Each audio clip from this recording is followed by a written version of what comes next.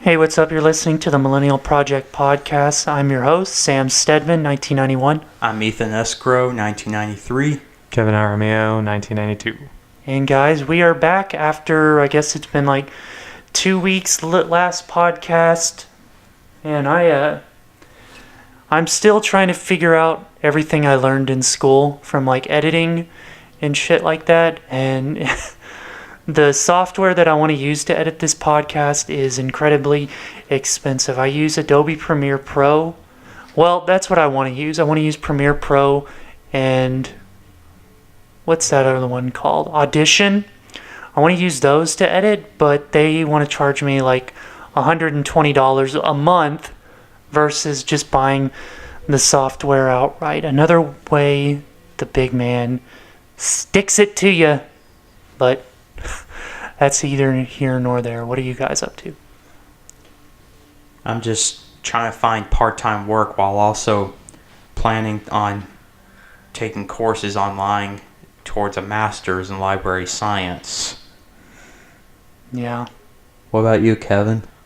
Well, I mean, when I was trying to do the Whispered Words of Wisdom video, I didn't have Windows Movie Maker. So, I got the next best thing close to it. And there's some websites that have some video editing software that professionals... It may not be, like, exactly, but it's pretty good and, like, free software you can try and, Yeah, I just got used to using that software in college, and, like, I know how it works and everything, and it's just easiest to work with. And, yeah, I apologize ahead of time if you hear, like, a lot of background noise in the podcast, because there's a swap meet. It's a guitar swap meet. Yeah, it's a guitar swap meet, like, right next door, and they're just, like, playing, and they don't give a shit about anything. But, yeah. And speaking of college, Sam, have you thought about continuing job hunting for something where you could actually put your degree in RTVF to good use? Yeah, I mean, I thought about it, definitely. What I'd really like to do is do, like, this podcast full-time. Just work on this and research it, because I feel like right now, like, I don't have a lot of time to devote to it. Because, like, all three of us, we're busy during the week. We have work, and then when you get home from work, you don't want to sit down and do research and write stuff up for this podcast. You just want to eat dinner, spend time with family and friends, relax, play a video game or two, and, go to bed. That's my mentality. I was driving home from work last night, and, like, I'm such an introvert. It's ridiculous. I was, like, looking forward to going home, taking a shower, eating dinner, and then playing Resident Evil 2. And I was like, do other people think like this? Like, That's the way we relax nowadays. I mean, not everyone has... I don't know.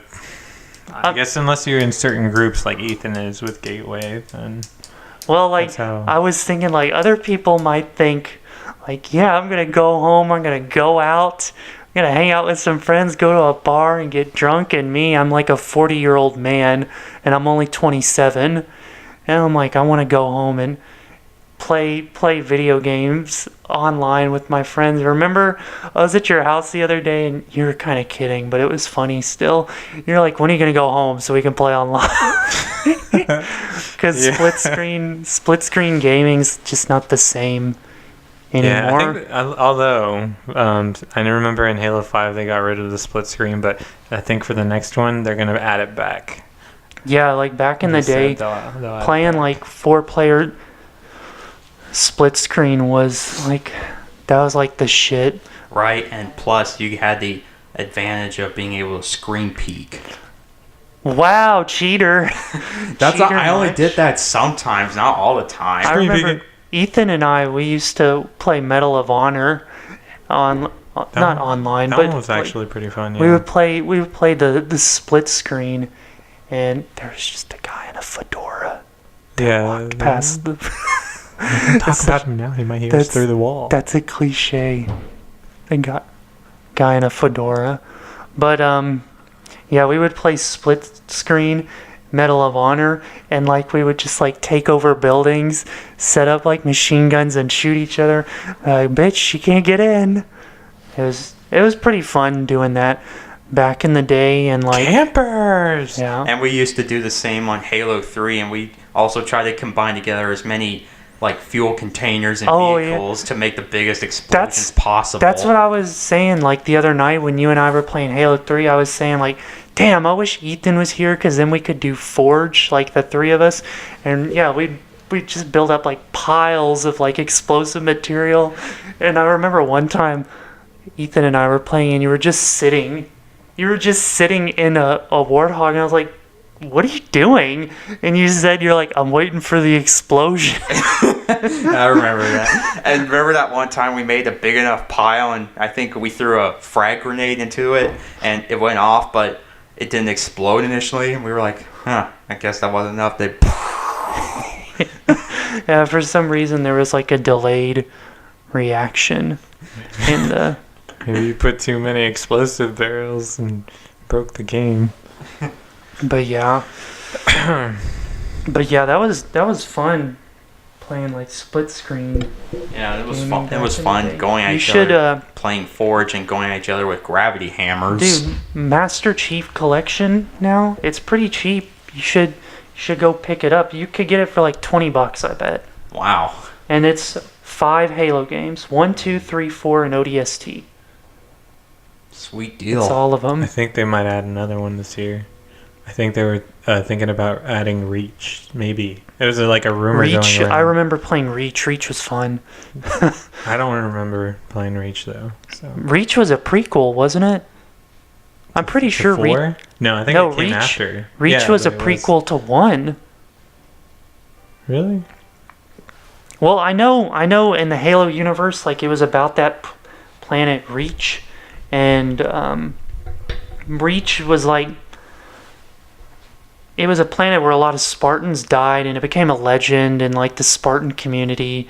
And like at the very end of the game, spoiler alert, you just fight off like waves of enemies until you die, and then that's the end of the game. We should play Reach. I have it on my Xbox One. I downloaded it because it was free at one point. Yeah. Well, damn. I didn't know it was free. Well, I bet you could get it cheap. Why don't you look it up, see how much Reach is on the Xbox store? Because I'm pretty sure it's there. And that was the first game where you got, like, the jetpacks and shit like that. Yeah, and when we play it, we could also, like, maybe have competitions as to who can score the most kills in a certain amount of time. You mean like a team deathmatch? Yeah, or just whatever, because you said we're just fighting off wave after wave of enemies, so... Well, that was a rumor, and I don't know, but it might be, like, free, you know? Maybe. I bet it's 4-player co-op online, because there was 4 Spartans on the cover of the game, I remember. Start off saying it's $20. So, yeah, how much was... It was $20 for Halo Reach? Yeah. And then how much is it for like the Master Chief Collection? Can you look that up? I bet it's like roughly the same price, but when you get the Master Chief Collection, you're getting 5 games for the price of... Excuse me. For the price of whatever. Yeah, give me a second. Oh my gosh, hurry up. I'm trying... Come on, the people are waiting. All 3 of our listeners. But, yeah, split screen gaming was really... What was one of your favorite games to play split screen? $30. Oh, well, still, $30 isn't bad. You're getting 5 games, $6 a game. And they're Xbox One enhanced. Nice. So, like, better graphics. My favorite split screen would have to be Medal of Honor Frontline, and 007, Agent Under Fire. For split screen? All games we used to play back in the day. I'd say that. And even Secret Weapons over Normandy, even though we didn't play split screen that much on it. Well, For me, I was gonna say Left 4 Dead 2. I'll throw that in the mix. That's my favorite game. yeah, Left 4 Dead 2 was pretty fun back in the day. It's still pretty fun. Hmm. And Halo, of course. Halo is a good. Halo Yeah. 2, I think, was my favorite. Yeah. And I think Halo 3 was my favorite, because it was what I used to play the most out of the first 3 Halos.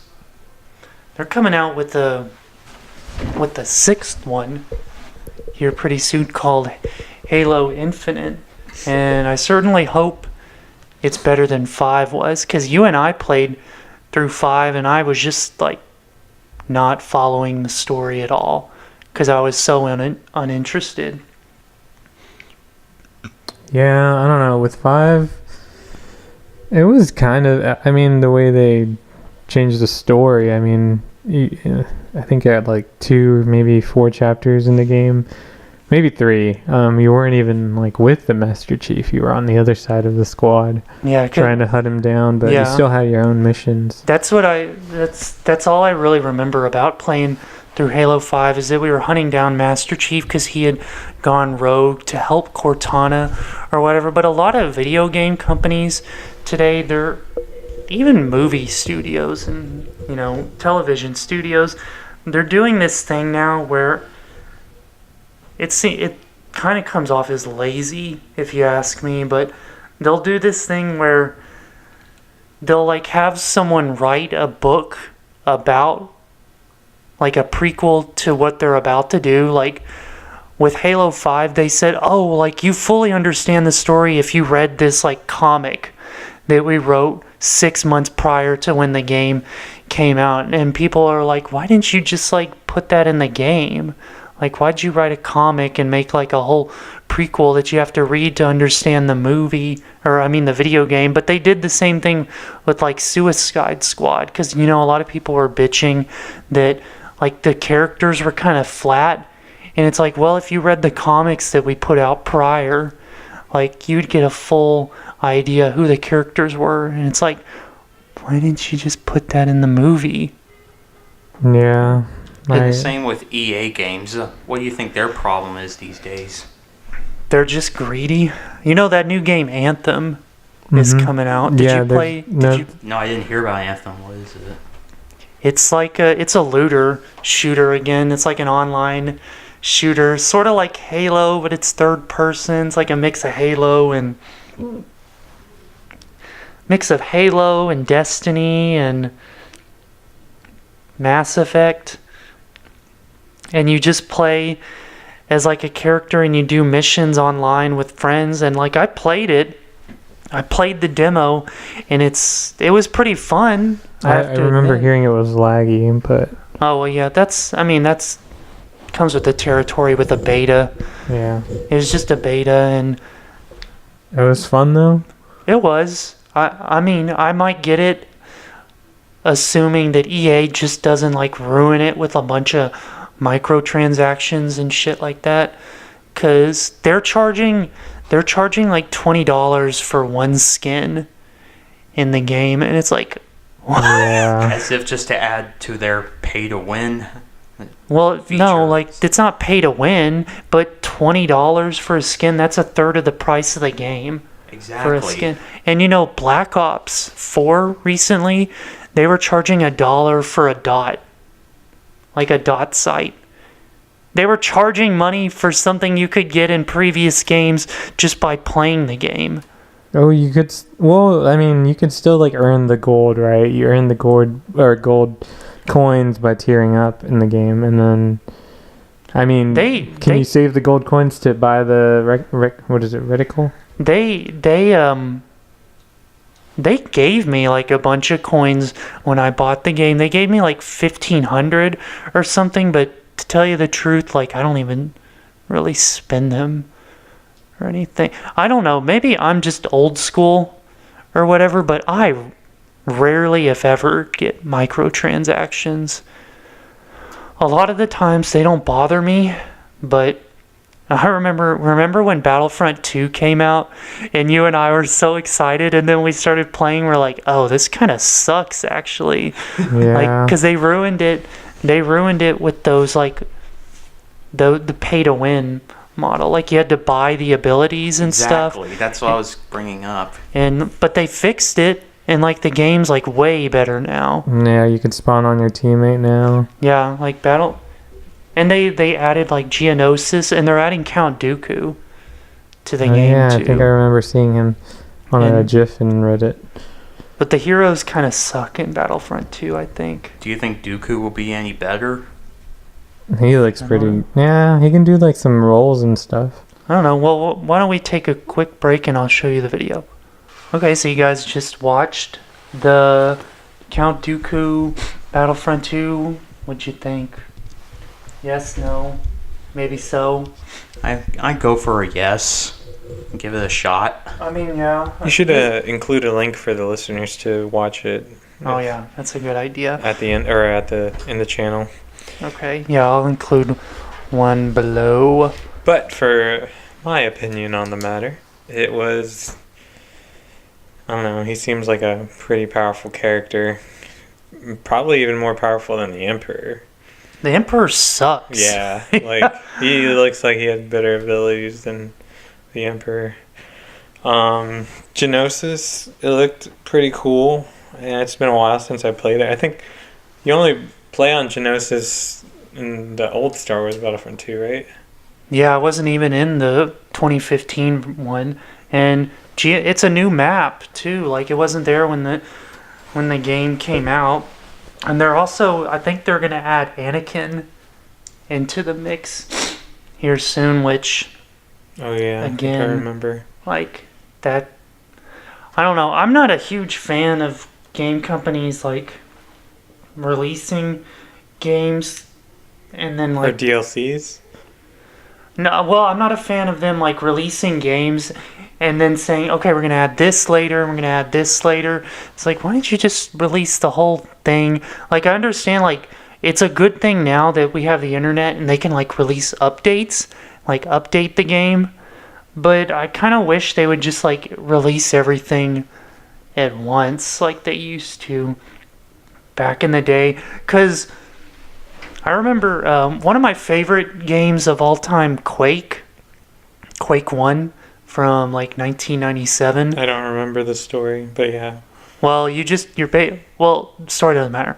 You're just basically a dude that it goes to other realms killing monsters and shit like that. And So like Doom. yeah, it's Doom That's what I was basically. thinking. It's Doom, but I thought it was more like RPG towards it. No. No, because I remember It's like- couldn't you like play a guy like on a hoverboard or something? That was Quake 3 Arena. Oh, okay. Doesn't that also make it kind of relate to Fallout?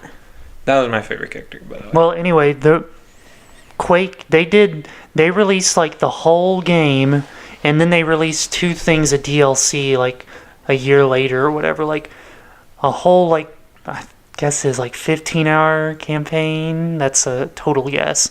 They released like a full campaign, and then they released like 2 more like little campaigns as DLC. And I don't know, I like that model, but then again, like I said, I'm an old man when it comes to gaming. Are kids born in the 90s like boomers when it comes to gaming and shit, or would that be more kids born in the 80s? Well, 80s had more pinball and arcade experience than we have, I would assume. Yeah. In Yeah, they have more of the classic, Like hands-on Arcade. physical. Right, and- because when Sega. And when- the 90s SNES. 90s was when things started to get more digital and electronic. well, I would think- say like they would be the boomers because they had to deal with like the full game and that's all you got. There's no DLC for Donkey Kong Country. I don't think there's a DLC for Pac-Man. You have Miss Pac-Man. And you have Okay, so Frogger we're more like monitors. we're just more like Gen X when Yeah, it comes to. I would say, but we do. I mean, I don't think my kids are gonna play on an SNES, but like we got like our parents gaming, you know. My dad had an SNES when I was a kid, and for some reason he sold it. I was like, Dad. why See, don't you- my dad didn't sell it, but Amy took it. what I did think your- Amy took it. Yeah, what'd she do with it? she plays it. She She plays it now. Yeah, she's trying to hook it up to like a modern TV, but I don't think you can anymore. Yeah, especially like, it's an got old the little TV, three aux cables. Or the- But Or you use the antenna cable, but yeah, there's she no wouldn't. antenna be- anymore. We only have DTV now. Well, Ethan can give her his old TV, and then I'll give Ethan that TV that I was originally going to sell him and he never bought. Okay, but I want to say I don't think kids today realize that they pulled the antenna like the satellite, you know, because it used to be you could stick a paper clip in the antenna cable part of your TV and watch TV. Well, I remember when I was a kid in the 90s and I used to fiddle with the antenna Yeah. on the TV trying to get the perfect picture. Now there's I no remember- antennas. I remember when I used to fiddle with volume and aspect and picture quality. Dude, one time I lost signal. I was not happy. Was Weren't that? any of us. Yeah, well, maybe, yeah, we're more like Gen X when it comes to gaming, but good times, good times.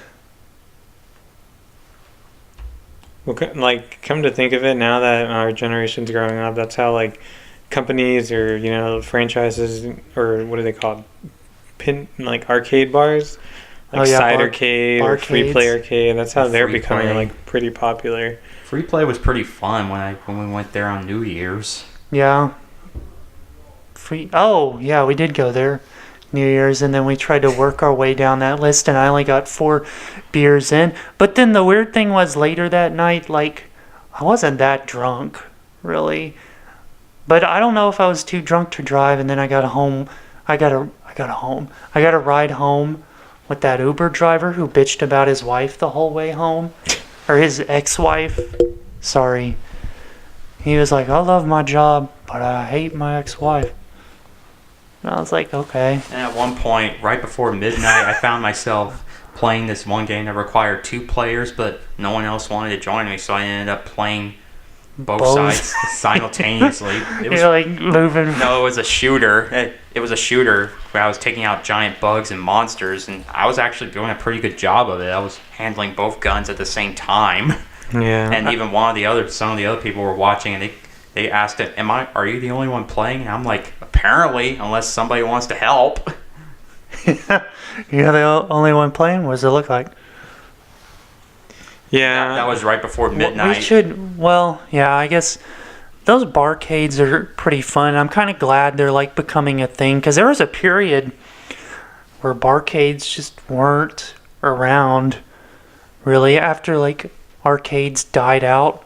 They were trying to bring it back with like, I wouldn't say Chuck E. Cheese. I'd say more along the lines of, what is it here, Alley Cats or Dave and Buster's popped up in Yeah. the main event. But those are a little different than a barcade. Those are more kid friendly. Yeah, exactly. Barcades are more like a bar with arcade games, and those are like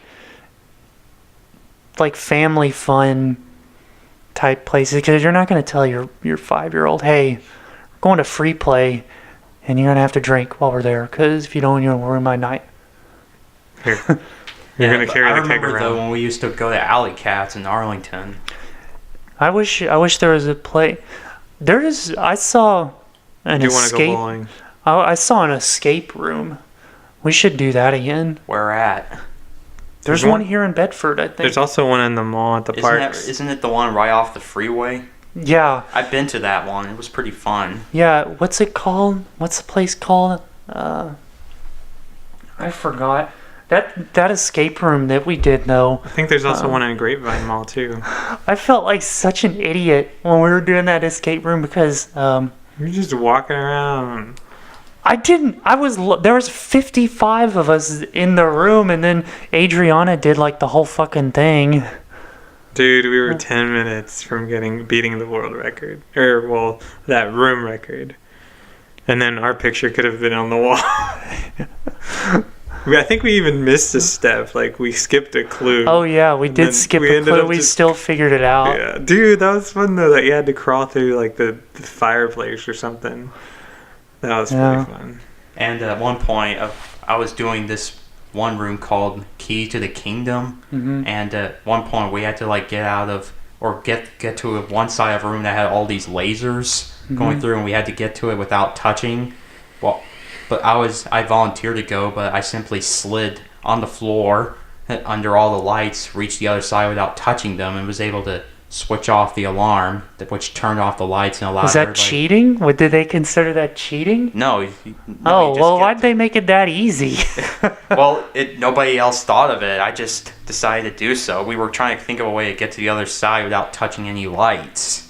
But anyway, I ended up doing so. Oh, that's pretty smart. But at the same time, I'm like, why didn't anyone else think of?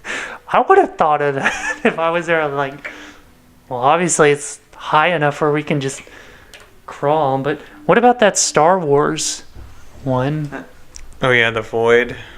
the Void? I really wanna hope do it doesn't that. go away. Yeah, because I do want to try it. Well, look it up right now. When? You can go right now. It's in Frisco. Okay, It's, bye. I think it's about $40 though. Maybe I think it's like 35 a ticket. Maybe. Why don't maybe we just do that for right your now? bachelor party Right now. right now? No. Thank you for volunteering. Yeah, we were still trying to think of things to do for your bachelor party, and yeah. But did you look it up? The Void. No. Give me 1 second. But yeah, oh, I missed a call from my sister. She's probably asking you how to set up the SNES. No, it's more, I think, because the Super Bowl's coming up. Why did and she invite me? We're trying to do... Oh yeah, the Void is more like a... you put on some virtual reality glasses. Oh, that's something else I wanted to try really soon. They have this Star Trek Bridge Crew, and it's virtual reality, but it's so expensive. We would all need PS4s, and we would all need those virtual reality headsets. Oh, they also made a Ralph Breaks VR, like from Wreck-It Ralph. They made like a little walkthrough. It's interactive, like they give you like a... That sounds a little too kid-friendly for our taste. But they give you like a virtual reality weapon, so because you are part of the Empire or something. Yeah, that's cool though. And then you have to like fight your way out, and there's like little perks of Star Wars that you get to see. Do you think virtual reality is only going to get bigger with time? I think so. I think so too. Have you ever tried it? No, I've never tried VR. I've been in situations where I have been able to try it, but the thing is, like, there's always such a long line for it. Well, I wouldn't consider like those little kid roller coasters in the mall virtual reality. I get that why they have it there, but I'm talking about like maybe the PS4 virtual reality is pretty good, or maybe. Did you look up the Void? Yeah. What did you need to know? I was gonna say maybe even like how much a ticket is. It's the whole thing experience is 20 minutes long. Oh. And it's in Frisco? Yes. Oh. It's only 20 minutes. I think though. it's Plano. Well, anyway, like I said, I've been in situations where I could try VR, but there's always such a long line, and I really want to do that Star Trek Bridge Crew. It says, under the orders of the budding rebellion, your team will travel to the molten planet of Mustafar. My phone keeps turning off again. So, once you're in Mustafar, your mission is to recover Imperial intelligence vital to the rebellion's survival. Alongside a pragmatic droid called K2SO, your team will navigate through an enemy facility, walking into danger at every turn. You're disguised as stormtroopers, and you grab your blaster, you solve puzzles, and you fight giant lava monsters in an effort to fulfill your team's orders. pushing the boundaries of the location-based virtual reality, The Void, and ILM Lab bring the Star Wars universe to life through a multi-sensory, untethered story.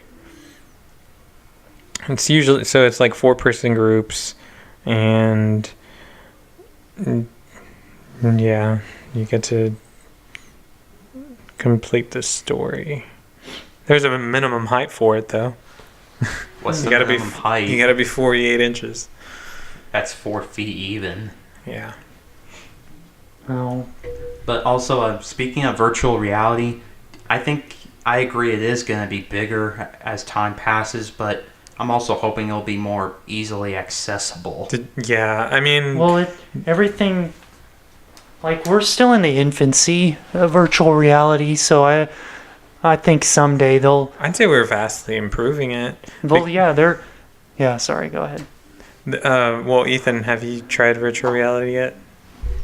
No, didn't get the chance.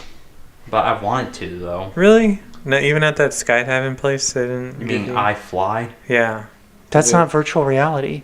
Well, didn't you say that you had an experience with goggles that they had? No, those weren't virtual reality goggles. Those are just regular goggles, keeping air from blowing in your eyes. Oh, okay, never mind. I thought they had a. Okay, never mind. Hey, like, But, dry out your eyes. Best Buy, they have this when it was becoming popular, the Oculus VR glasses. I got to try them on there, Yeah. and yeah, man, like he's like, here, try them on, and they played like this video. So you're getting a sample from all these other like virtual reality games and interactive stuff they were releasing.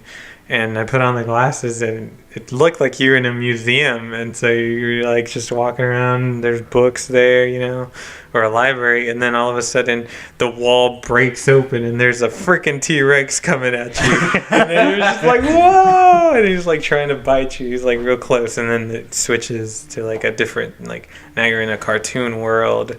Like everything, like you're experiencing a different kind of life, Like, Yeah. And it felt like you were there? yeah, it really did feel like. Oh, shit. Oh, man. I want to... Dang. That's how But- scary it was. Like Now I I'm felt like I was wondering in what I'm between. missing. I was under the T-Rex. I was like, whoa. And they should do like I think Resident Evil 7 is VR. Oh, man. That would be so cool to play Resident Evil 7 in VR. Yeah, and that's what I was gonna mention. I You need remember that PT game on your PT? PS4? I Dude, still they have it made- on it. Somebody made a demo for it with VR glasses. Oh, that PT game scared the... that would be really That scary. scared the shit out of me. Speaking of scaring the shit out of me, I've been playing Resident Evil 2. Man, that game... I never played the original from '98, but this new remake is pretty good, and it's scary. It's gotten me to jump a few times, like, not knowing what to expect, and, like, there's these zombies that they have. Apparently they're new to the game, and, like, I don't mind if they want to add, like, new shit to it to update it, but they're like clickers from The Last of Us where they can't see, they can only hear, so you have to like creep by really slowly to get past, and it's scary, man. Like, I was playing last night and I was walking through this hallway, he was right in front of me, and I was like, oh my god. I don't want to make any kind of noise because he'll kill you. He'll kill you in like just a couple hits. Dang, that's intense. Are there like perks to like upgrade your character, or is it more of like potions that you keep finding? Well, I'm only a couple hours in to the game so far, but it's kind of like RE7, Resident Evil 7, but it's third person. So there's And- like upgrades, I guess, somewhat, or they're sparse. It's sparse. Yeah, you get limited ammo and you get limited inventory space, and like you have to decide like if you want to switch something out for something else. Like I had to give up like my first aid spray because I needed this like bolt cutter. Oh my gosh, that's not good. But like that's what I like about Resident Evil. The one I've never played the very first one. I played 2, 4, 5. I never played 6, and I played 7. Did you beat 7 or no? I'm like No. at the very end. I know it. I have a feeling. never beat 7, although I really did enjoy 7. 2 though may become one of my favorites. Leon is He's a hunk. But he was in 4. That was one of my favorite. I think I started with 4. Yeah, That 4. was like one of I have the 4 on first the Resident Xbox. Evils I had experience with. I didn't understand it at first, because I was always skeptical about it. But then I also got introduced around that time to Time Splitters. Do you remember that game? I played Time Splitters a little bit in high school. I think that was really fun. It was on GameCube, wasn't it? GameCube, PS2, I think. Yeah. That GameCube was my very first system of my own. I bought it from the movie trading company for like $80. It was You used. still don't have Super Mario Party? Those were my favorite kind of games, or like party games where you I can, need like, to invite I need people. to buy. I want to get a Switch. There's a lot of things I want to get, but at the same time I want to save money because we were talking about this earlier. If you don't save your money, it just, loses its value sitting in the bank. Yeah.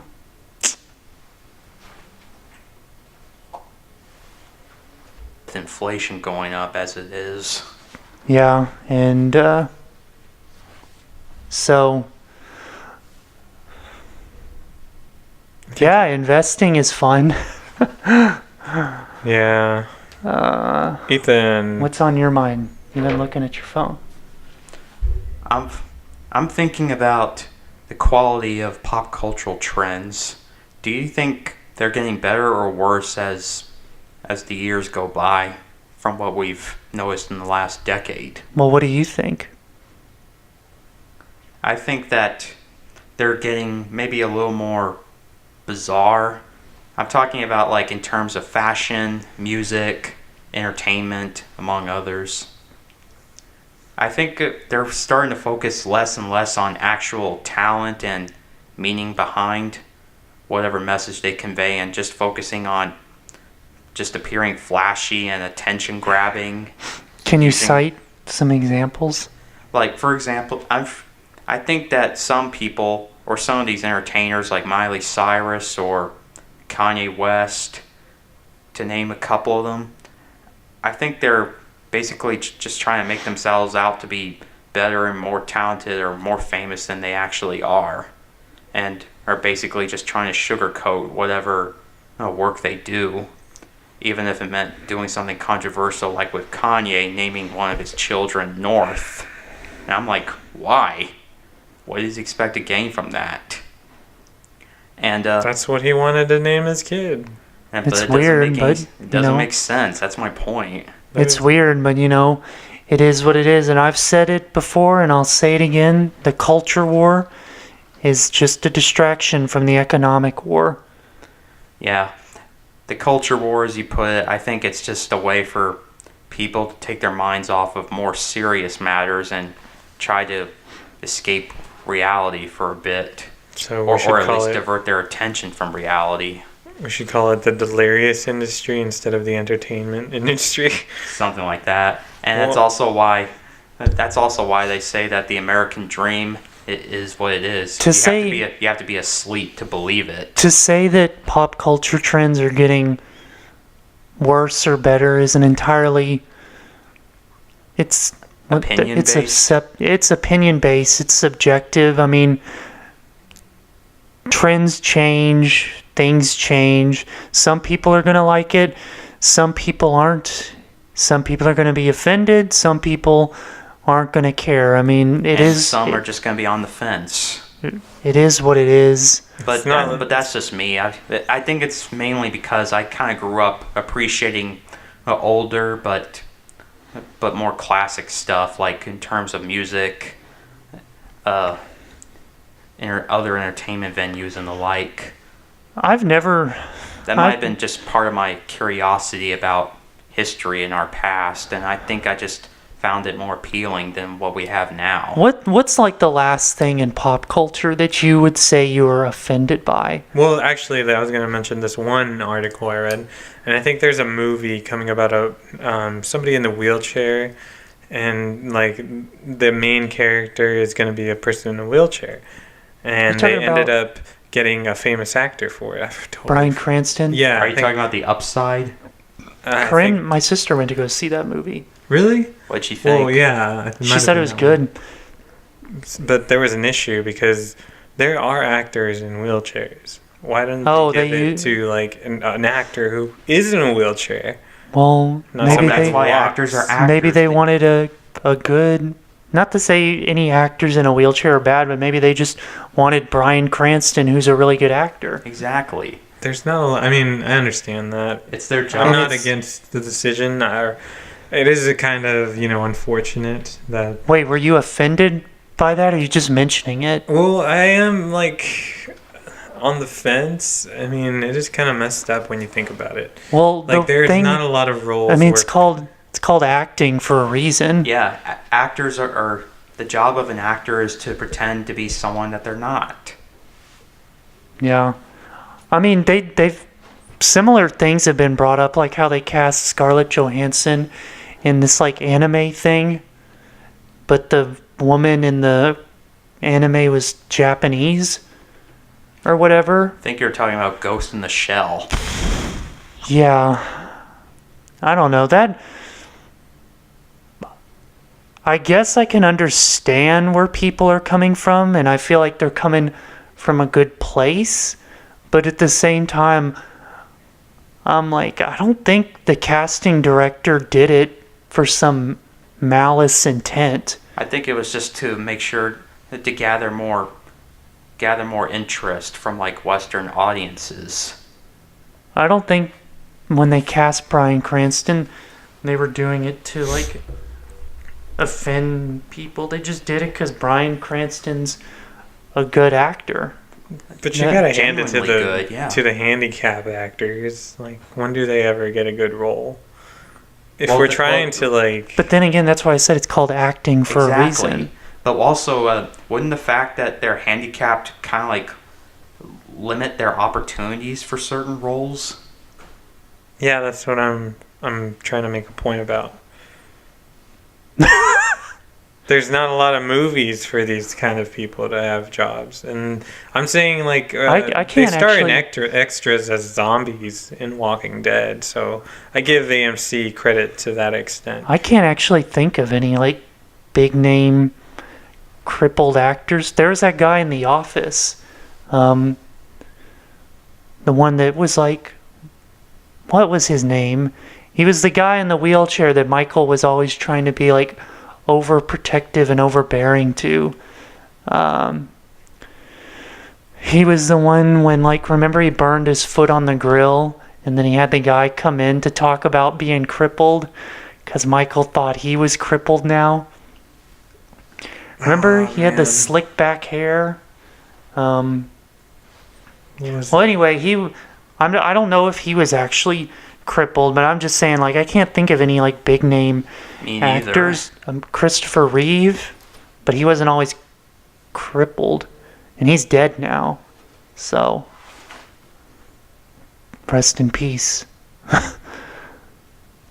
I don't know.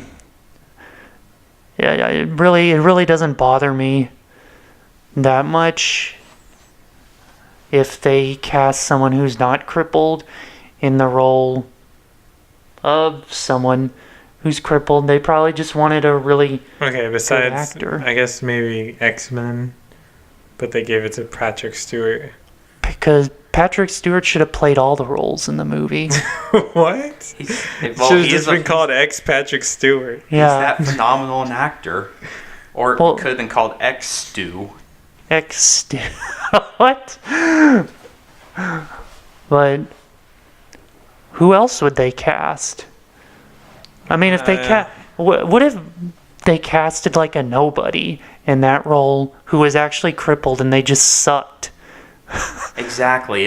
The franchise wouldn't have been as successful. Why would you think they would suck, though? Because what if the actor... Well, I'm just saying, I say hypothetically, there are actors that are handicapped trying to make it to Broadway. That's my point. who are? Can you name one? No. I can't name one either. I can't think of any like crippled actors. Who's one? But well, didn't he act crippled too? The Breaking Bad son. Oh no, well, he acted more crippled than he actually was, because he does have cerebral palsy. What's his Okay. name? R.J. Mitt. Yeah, He RJ does. Mitt. He does actually have cerebral palsy, but Walter Jr. has a more severe form of it. Okay, Then so they RJ made him Mitt. act it.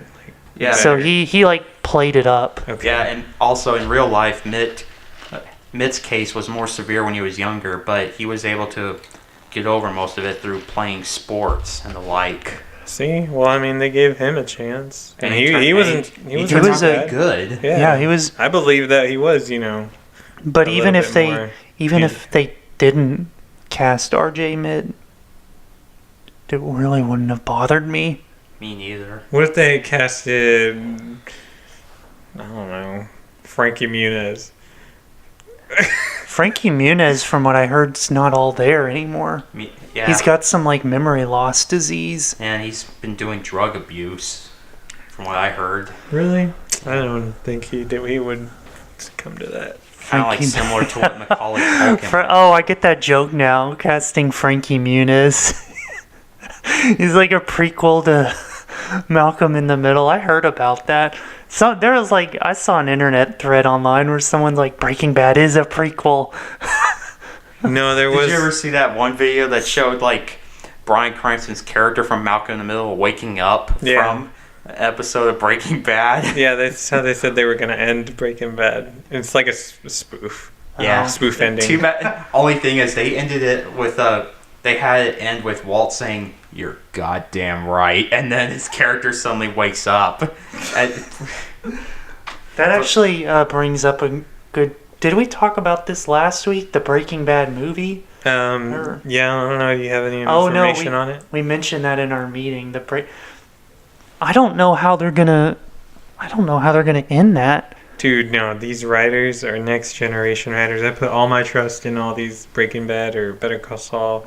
Like, they are truly underpaid because, and not just them, the way they film it too. So the directors and I think Vince Gilligan's really good writer. I'd like to sit in with him on a writing session where he's spitballing ideas and be like, dude, how do you come up with this shit? Like. well, But- he leaves it to the writers. He has a general idea, so it's up to him to decide how to film it. Yeah, Yeah. I just don't know. Like the series ended on like a pretty good note. I feel like Jesse, He escapes his doom. He was Jesse. He's kind of he deserved what he got. Jesse deserved what he got. Unfortunately, and it might be like I feel kind like- of a dick thing to say, but like he let the drugs abuse him and then make his decisions for him. He let his drug abuse make decisions for him, and then when he was But clean, he let his emotions make the decisions for him, and it led him to where he was at Well, the end. you think about it like- it was his fault that Brock died, and so did spoiler alert. Sorry. wait, no, I feel Brock like- didn't die. His mom did. Well, I mean Brock's mom. I meant Yeah. that's what I meant. Andrea. Yeah, that was her- and Jane. I feel like Andrea and Jesse Jane. kind of died. Jesse died. Jesse suffered because of everyone else's mistakes in the series. No, yeah. it was his own mistakes. Yeah, but like Jesse got his ass beat by Tuco, Hank. He got into fights with Walter. There's a video He was enslaved online. by the Aryan Brotherhood. He saw Jane die right in front of him. Yeah, Jane died. Like everything bad happened to Jesse. But it was if you think about it, decisions were sometimes his. He didn't have to push into other territory, but when he was using, he told them to. And he was beaten to a pulp by Hank. Yeah, I said that. Oh. And what else? There was a video on YouTube that said Jesse suffered for your sins. I'm like, And what is he, the Hold on. role model? You should link that one video that's like a song, and it's making fun of it's like a song about Breaking Bad. Like it's cut up, and it's like, I had a guy, but you are not the guy. And then it's oh, like- Jesse I think I've seen that video. Jesse Pinkman lived for your sins. Like because Jesse he he went through a lot of. Here, I'll send you the link for the video in our little chat. But they just like talk about how Jesse, like, he suffered because of everyone else's mistakes in the series, and like all the bad things happened to him. But yeah, I just don't know where they're gonna go from here, because Walt's dead. Jesse, he pretty much got away, and fuck Todd, because Todd was a piece of shit, and I think he might be in the movie. He's dead. Yeah, he was killed along with the rest of the neo-Nazis. Jesse killed him. Well, I mean, they could have him for flashbacks. Maybe. Yeah, that's the only way, like, flashbacks. But Todd was like the anti-Jesse, sorta, in the series, because like he was I thought cold. he did what He had no conscience. Yeah, he was cold and unfeeling, and when he killed that kid, he was like, hey, I was just doing what I thought I had to do. But when Jesse, remember when Skinny Pete like stepped on that bug in the show? Like, you could tell Jesse felt kind of bad about that when he was looking down, and like Jesse was like playing with the bug, and Jesse, he like genuinely cared about people. He was just a victim of his situations. I don't think he cared about him when he was using. When he was using? Maybe he had an epiphany, right? And he changed the way he wanted his behavior after Jane. But he let his emotions control him more than his common sense. He also let Walt manipulate him. I mean, Walt manipulated him a lot. He manipulated him into thinking Gus poisoned Brock. Remember that? Yeah, I remember that. Walter was the one that actually did it. And is that funny? But you'll have to watch that video I sent you, because they explain it a lot better than I do. And they also explain like how Hank is like the hero of Breaking Bad, and then Walt, obviously he's the anti-hero in the series. And then I don't know. I think it'll leave. Okay, well, for the movie. Okay, sorry. Go on. I'll let you finish it. They also said that Jesse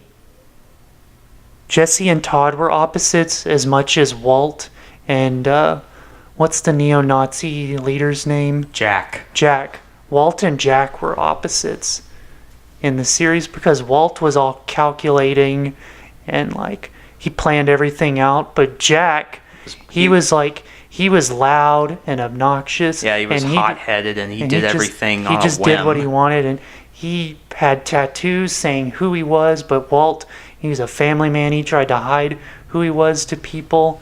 Like, and you think about it, and you're like, yeah, that actually makes sense. Exactly. Because there's no better place to hide than in plain sight. Yeah. But what were you going to say?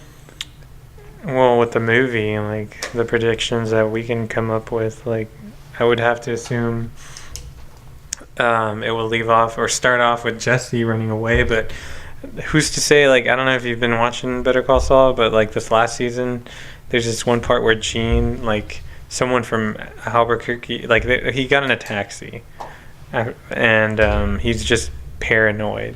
He's paranoid because he doesn't have a life anymore. He was the lawyer for one of the most heinous criminals, right, in the U.S. with dealing with meth, and I think it'll start off with Jesse trying to, or maybe getting caught, or maybe trying to see Brock, and then he gets caught, and then Jimmy McGill is going to try and do good and try and represent him as a good lawyer. Is that how you would write the show? That's my prediction. And then we'll have Lydia's group or Jack's gang. Maybe that wasn't all of Jack's group, right? Maybe there were other bikers in the state that knew him. Yeah. And then have them go after Jesse too. Yeah, Jack is definitely dead. But he's probably well connected if he had people in prison. Yeah, so who's to say a lot of those people died in the prison though. Well, that was actually Gus's people. Gus's people. Gus's people died. Jack's didn't. Jack's were the ones that killed. Yeah, exactly. And it's still amazed at me at how so well coordinated the killings were.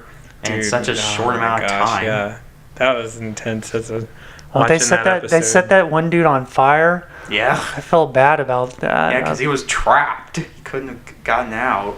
Yeah. And even that fat guy was talking on the phone, and suddenly one of the guys just like stopped, turned off the phone, and then they stabbed him. Yeah, with the shivs and all that. Yeah. And Hank's response to that, he was like, "What?" He just had the most angriest face because he was that close to solving, or at least getting some information. But right after finishing, when he was taking a picture with that team of school kids, it was the exact same number. There was the exact same number of prisoners that were killed. If you look back on it. No. So there's kind of like symbolism there. Those kids are going to jail? No, I'm just. I was gonna ask though, if Jesse Pinkman was a real person though, do you think he would deserve to actually be in jail?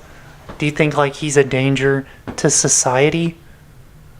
Whatever jail. I mean, if I would like, are you asking what kind of if you were sentence? Like, if you were like a prosecutor, and I'd have to sentence him.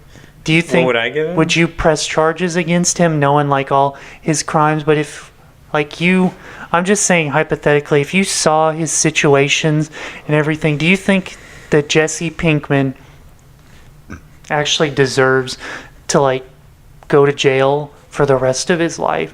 Like, is he a danger to society? Because my thinking is Jesse, all he really wants is happiness and somewhere to belong. And I feel like if he had a family and, maybe a kid, he'd be like happy and he wouldn't hurt a fly.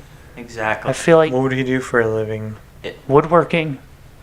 If it were my place, I would have just. That's what he loved. I would have just taken Jesse's situation and his circumstances into account and how and why he ended up in the. Yeah, but do you think he deserves to be in prison?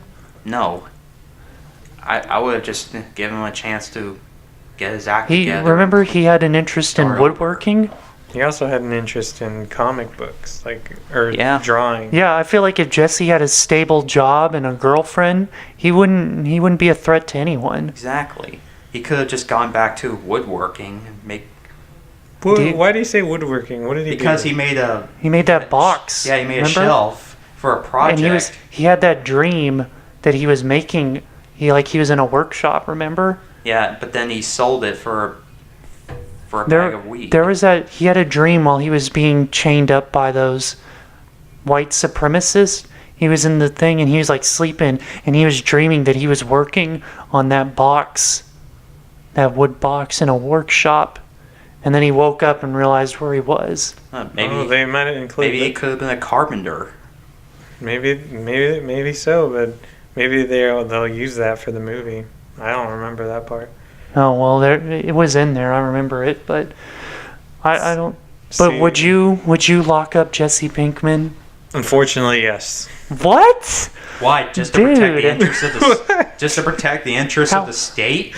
You think he's a threat? He was a criminal, and he needs to be sentenced to jail a criminal. That's so black and white, though. It's a superficial viewpoint. It's guilty by accessory, right? I feel okay, but let's say he took steps. No. I'm not saying. I would say that some of the jury might agree with you, but I'm not saying legally. I'm saying ethically. Right. There's a difference. I mean, Plus, he took steps to if we're looking at it just legally, obviously, yeah, he should be in prison. Unfortunately, nobody knows the true story. I don't think so. The audience knows. No. Okay, the audience knows. But does anybody outside the public or outside the Hank, Gomi, and Jesse know that Jesse went to the DEA to help snitch on Walter? Does anybody know? Because otherwise, what does that have to do with anything? Because that would determine if he was part of the criminal activity or not. What do you mean? To me, unfortunately, what the public doesn't know is the story that we're shown. What the public doesn't know is the story that we're shown. That's what I was saying. The public in Breaking Bad world. Not what we know. If I knew about him going to the DEA to Hank and Comey, snitching, and instead of them dying, that Walter White got arrested, then he would be okay from the legal side.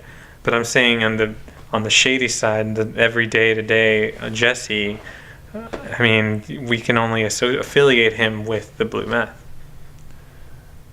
So you're saying legally and ethically you would lock him up? Just legally. Ethically, I guess he wasn't. He just trying to change, but you know, there's things that are you can't change the past, and what you have done that was not legal, you have to go to jail. That's by my legal standpoint. Well, I was just saying ethically.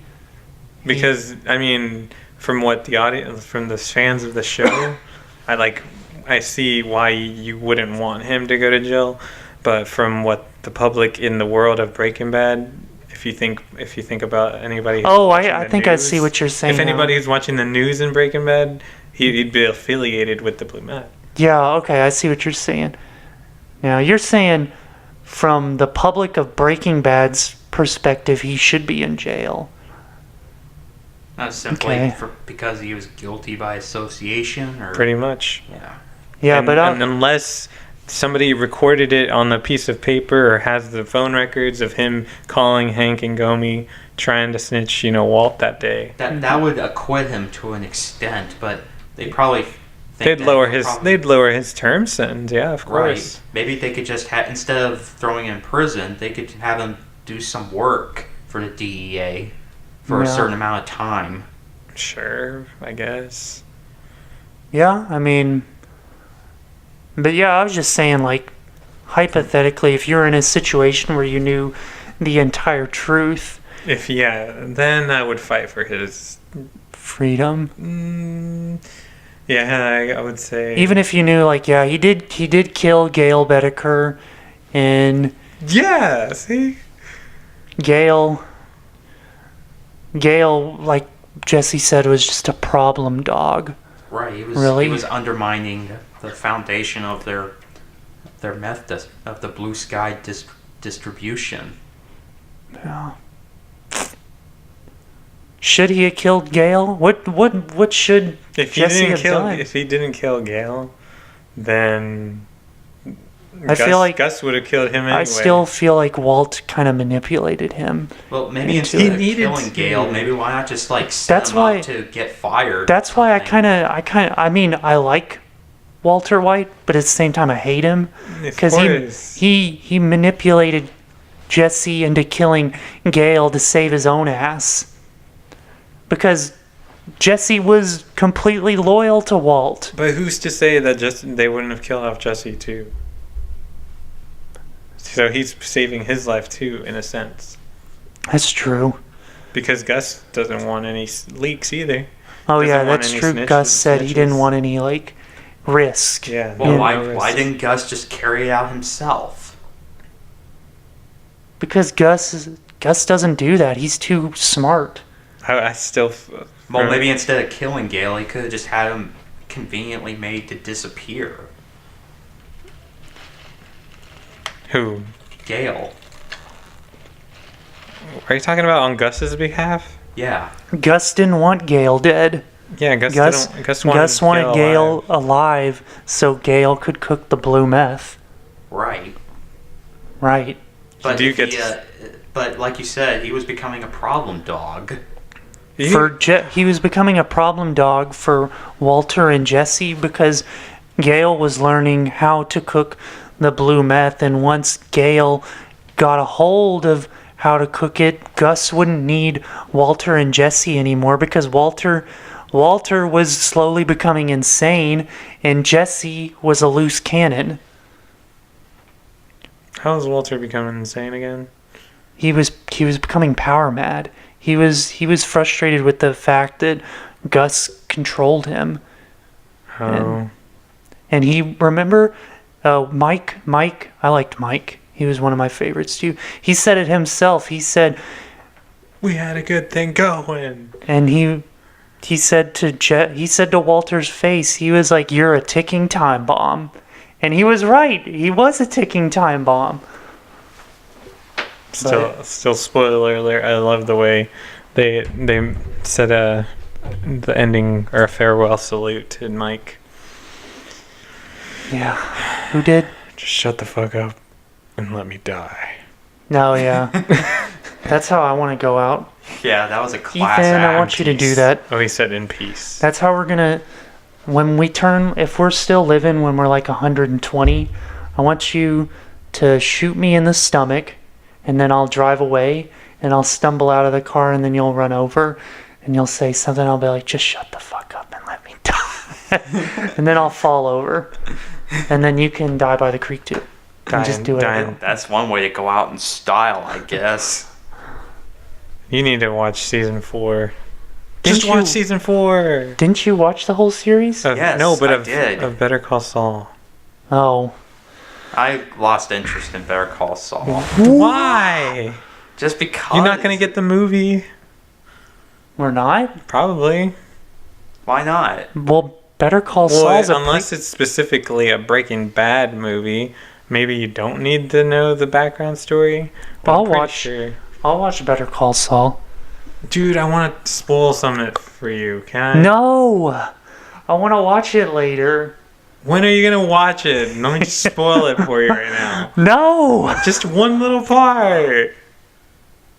How little? Fine, one little part. Okay, all I have to say is this: we talked about it today. That's him or him. That's Okay. it.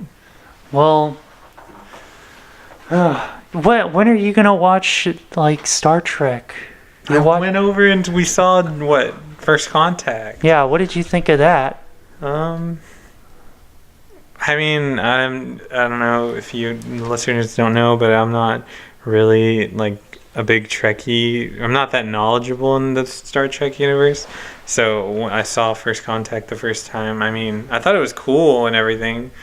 I guess I missed a plot hole on. Okay, so go ahead and just we still got a little bit of time. Just go ahead and ask me the questions because I like answering these questions, Okay. Well, this. and I don't care how I just- dumb they are. Well, yeah, okay, yeah, because I have some dumb ones. Like, I guess whenever Ethan spoiled it, I missed Oh, the part yeah. waking up. He's scared. He spoiled the one like jump scare in the movie. Yeah, and I guess there was like part of the. What are the robots called again? The Borg. Yeah, sorry. I forgot some of the Borg. He had like a Borg part in his arm, right? Or was it his chest? Or no, his face, right? Oh, you mean that when Yeah. Picard had the? Yeah, that was a Borg implant. Okay, see, well, I turned around and looked at Ethan, and I think I missed the part where it was a dream. But I was like, if he's part Borg, then why doesn't anyone in the ship detect him? Because I thought he was. Well, when the Borg, you remember in the movie when the Borg would go stand next to the wall, and then they go like this. They were offline. They were offline, and Okay. they were regenerating. And when they do that, they become part of the ship. Like when you detect if they're all in their outposts and they're just regenerating, it's your ship sensors are gonna say there's no one on board because they become part of the ship. But I mean, also it can get pretty hard trying to detect one person because those cubes can carry up to 10,000 Or drones more, or depending on what types of cubes they are. There's regular cubes and there are advanced cubes. But I mean, there was a whole episode, actually 2 episodes of TNG where Picard was captured, assimilated, blah blah blah, and then he was eventually rescued by the Enterprise crew. All right, and then he was suffering from that trauma. And there was an episode right afterward that focused on his recovering from that trauma by spending time with his family. Yeah. well, besides that, I guess, I mean, being an older movie, I understand the music choice, but The music's good. I wouldn't say it was bad, but yeah, it was a little Melodramatic. No, I would say older than what I'm used to, Oh. like nowadays. Well, I mean, it came out in 96? 96. Yeah, 96. Still a good movie. I like the one prior to that one. Generations, that was the one right before First Contact. I mean, I know a lot of people don't like it, and there are plot holes in it, but I like that one because you got to see Captain Kirk and Captain Picard on screen, kind of going fisticuffs. Right. Plus, it was like the first real Star Trek movie I watched when I was a kid. No. Generations is good. You might like... That one's not scary, though. That one's way more emotional than First Contact. Still good. I don't mind watching it. It was, and then I guess I totally forgot the part where if you beam, you can like beam in different clothing or so. And I wasn't paying attention. I missed the line where they were gonna try and stay hidden. Okay, I see what you're asking now. When they went into that like little elevator, they didn't instantly beam from that like elevator to the planet with different clothes on. Like they had the computer create clothes, they went to go get the clothes, then they went to a transporter room, and then they beamed down. Yeah. Okay. They could have like anything they needed replicated. Because all they got to do is go up to a wall and be like, hey, make me a members only jacket, and it'll go zzz, and they pick it up, put it on, and they leave. Nice. And this way they can blend in without disrupting the space-time And continuum. that's also why they don't have money in the show, because they don't need it, because everything's can just be matter replicated, which is actually a cool concept, and I hope that actually becomes possible. Well, I mean, one day. 3D printers are starting to change that kind of thing. I saw this meme online that said, buy a 3D printer and then print a 3D printer and then return your 3D printer. And then it said FBI. A message pops up and it's like, hold up. Hold on. I wonder if that would become possible, to buy a printer and then print your own printer and then return the original printer. What would that accomplish? I don't know. I mean, the only thing is the circuits, of course. I don't know about the hardware, but... I know 3D printers now can recreate like basic shit. Like and weapons, stuff. I remember. They can do... Yeah, if you want to like make yourself a frisbee, it'll do that or whatever. I mean, I want to actually get one in the future, and I want to make my kid like toys. Like I want to make him little toys. You're and stuff. assuming you're gonna have kids. Just kidding. Kevin's getting married too. In a few months. Yep, Yep. March 23rd. How long? Love it. Oh, we still got... oh my god, it's only like a little more than a month away. I know, and we need our tuxes and everything. Oh yeah, when are we gonna do that, by the way? I don't know. Next weekend? Fine. I have Yeah. to work next weekend though. After you're off, then. Anyway. Okay, just make an appointment. Is Ethan going? I didn't get any invitation. Guess you're not going. That's fine. I don't know. Yeah. Ethan, you gotta Beg. beg Haley. No, you gotta beg me.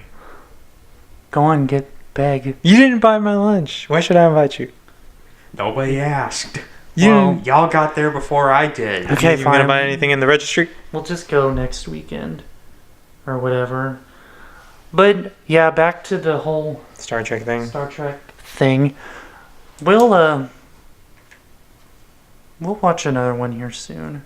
And then I'll give you my opinion on Generations, if that's what we're gonna watch. I like Generations. But if I had to rate it out of 10, I'd give First Contact, first time watch, 8.2. Yeah. That's pretty solid. I mean, it was the best received one. Because the one after it, Insurrection, that one's got like a huge moral argument in the middle of it, where a lot of the fans of the show are like, I don't entirely agree with what the cast was doing. Because what they were doing in it was, there was this like planet that was like a fountain of youth, and the Enterprise crew, or the Federation, found out about the Fountain of Youth, and they wanted to relocate the people so they could use the planet's like powers to, bring the Fountain of Youth to everyone. And the Enterprise crew was like, no, that's wrong. And like, you should leave those people there and let them live there in enjoy the benefits of the Fountain of Youth. And because of the Prime Directive, and the Federation's like, well, the Prime Directive doesn't apply because those people weren't born there. They moved there and then took advantage of it. And we're just returning them where they belong. So that was like... So, like, I can kind of see where both sides are coming from, but at the same time, I'm kind of side more with the Federation on that one, because if they're going to use those rings to help billions of people, and all they have to relocate is like 600 people to do it, yeah. It's like what Vulcan logic always said, the needs of the many outweigh the needs of the few. Yeah, and like that movie wasn't particularly well received. And then the one after that one, Nemesis, was pretty good.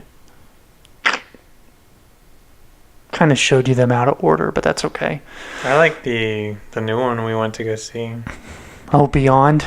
Yeah. And I think I saw an article that they canceled another Star Trek movie, this next one, because of all the Star Wars that Disney is releasing.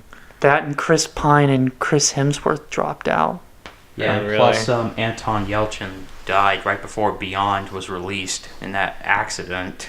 What accident? It was a car accident. He was crushed by his car. Ouch. Yeah, apparently he was getting outside. There was like a glitch with his Jeep, and he was getting outside and he was checking his mail, and his Jeep just backed up and rammed him and killed him. I was like, oof. I hope Jeep paid for that. I doubt it. What if it was a time traveler? It was kind of a well-known. It was a freak accident, Yeah. really, but What if it was a time traveler messing with the brakes?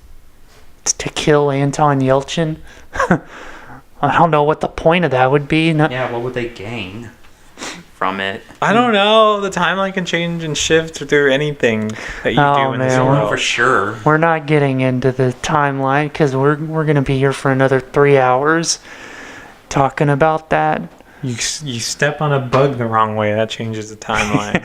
You step on a bug and like Hitler's never born, or You interact with this person and this war is not going to break out. Yeah, I mean, anything is subject to cause and effect. yeah. Like if Hitler had been accepted to art school, where would we be at? Or if I was driving Archduke Ferdinand's car through Serbia and took a different route, World War I probably wouldn't have happened. Didn't they already like change his route too? Like wasn't he supposed to go on one route and then they changed it at the last minute and then he got killed? I think they did, actually. I remember with the JFK, well, I don't remember, but I remember reading about the JFK assassination, and apparently they had asked the president, they're like, hey, we have this like bulletproof shield we want to put over the convertible to, prevent anything from happening. And he was like, nah, we'll be all right. And then he slept with Marilyn Monroe and got in the car. And then he got shot. Which, by the way, 11/22/63 is a really good show. Yeah. Did you watch that? That's what I believe. I didn't get it on Hulu. That's another thing in that show. I think, wasn't that a book or whatever by It Stephen was. King? Stephen King. Okay, yeah. See, that idea I agree with. Like, there are Rabbit time holes. holes or wormholes of time in this world. God, that'd be so cool to find one of those, Exactly. Because think of the possibilities of where and when we will go. But our Earth never stays in one spot in this universe. So You think eventually we'll hit one somewhere at some I think point? people have experienced them at different points in time. And it's not 1 year that affects this wormhole that we pass. It's many different, it's because, we were traveling with the sun, Yeah. So it's somewhere in deep space that we just float through. Our Earth goes through that wormhole. And somebody or something can just disappear. Well, I've said it before, what if reality's already changed? And we haven't noticed? Because there was an episode of Star Trek, Yesterday's Enterprise, where their entire reality changed in just a snap and no one noticed. Exactly. That's what I noticed that say too. too. And what I if believe when we dream sometimes that it could happen.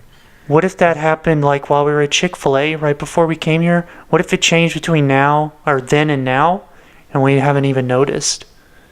Like it seems like it was the same the whole time, but how do I know when I woke up this morning I didn't do something as small as putting on a brown jacket and coming to lunch? Or how do I know Yeah. I didn't fly in from New York City this morning because I was at a big podcast with you guys and I came here and we shot a podcast on a much smaller scale. The possibilities are endless. I get that. And But how do we know for sure that that's what's going on?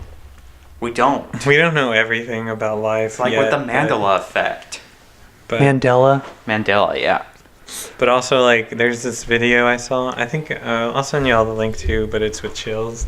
I think it's with chills. Oh my God. No, I don't remember. But when an earthquake happens, sometimes there's like these sparks of light that come out of the earth, and it's very rare. It only happens 1% of each earthquakes. Of all the earthquakes that have happened, 1% you can see these, and they finally recorded one the other day. So like. It's these like sparks, like I would say like lightning coming from the earth. It Wow. just lights up in a circle on Do you the think mantle. they might be otherworldly signs? I don't know about otherworldly, but I know it has to do with like our core, the core of the earth.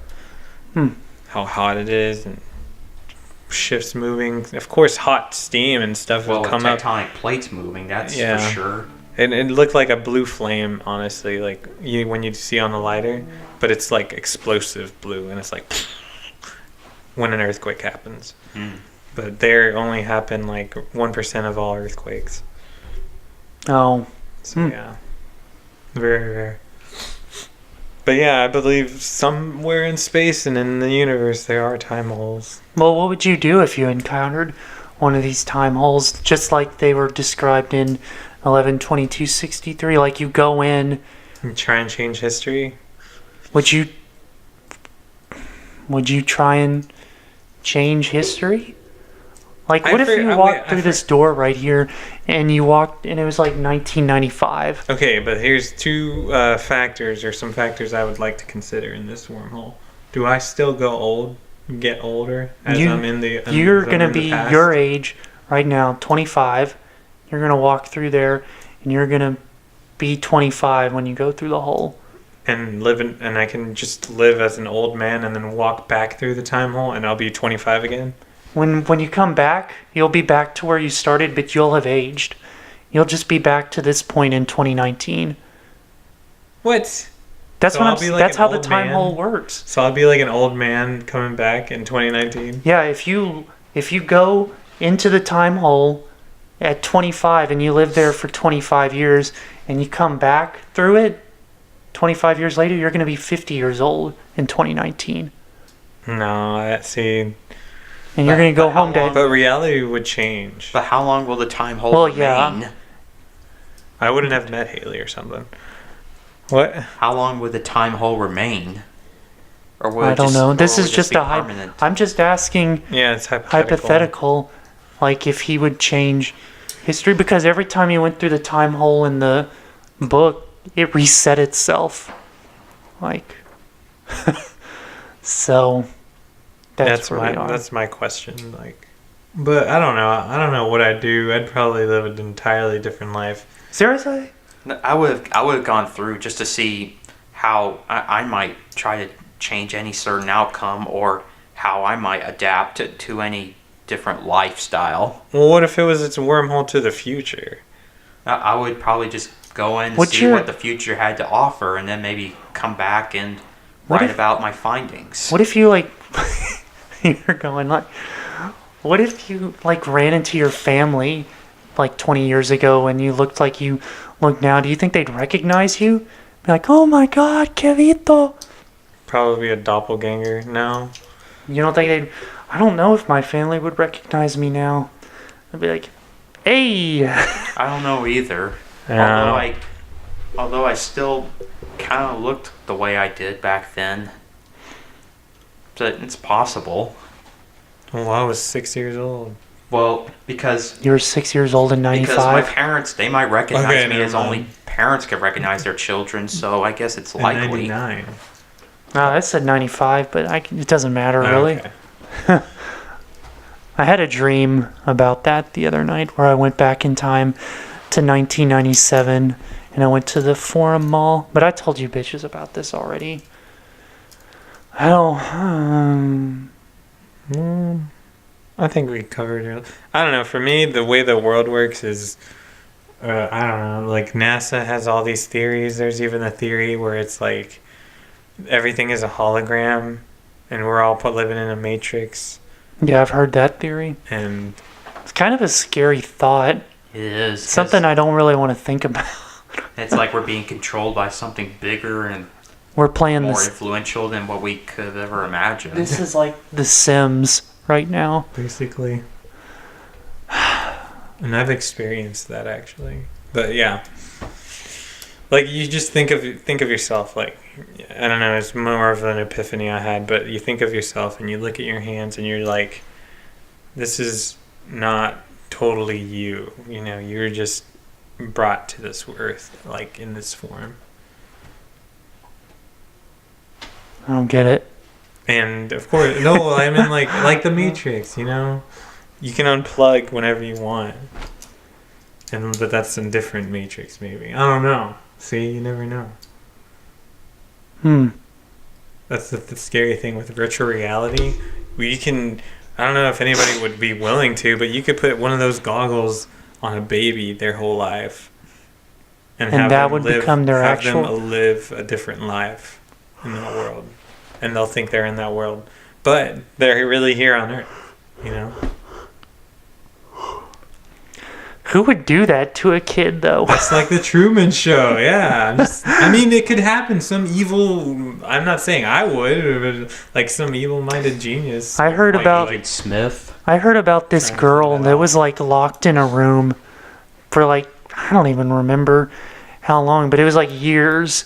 She was locked in a room by her dad for like years, and she came out of the room when she was like an adult, and like she couldn't talk, and she walked really weird, and it like severely damaged her brain. her social skills. Yeah, and Yeah. I forgot what her name was. What did I just step on? I don't know if that's. Well, it is true, right? Hmm? It actually happened. Yeah, Man. you can look it up. I can see the picture of the girl in my head, but I don't remember her name, and I don't remember how long she was locked in this room by her dad. She was like locked up. Since she was young, because if she had no social interaction. Yeah, it's like she was locked in there and she was like a baby. And just grew up in that room. I think I recall seeing a part of a documentary about that case. No, well, I think that's where we'll end things. We've gone about Pretty existential. an hour and a half now. So yeah, thank you for listening to the Millennial Project podcast. We love you guys. I'm Sam Stedman, 1991. I'm Ethan Escrow, 1993. Kevin Harmio, 92. All right, thanks guys.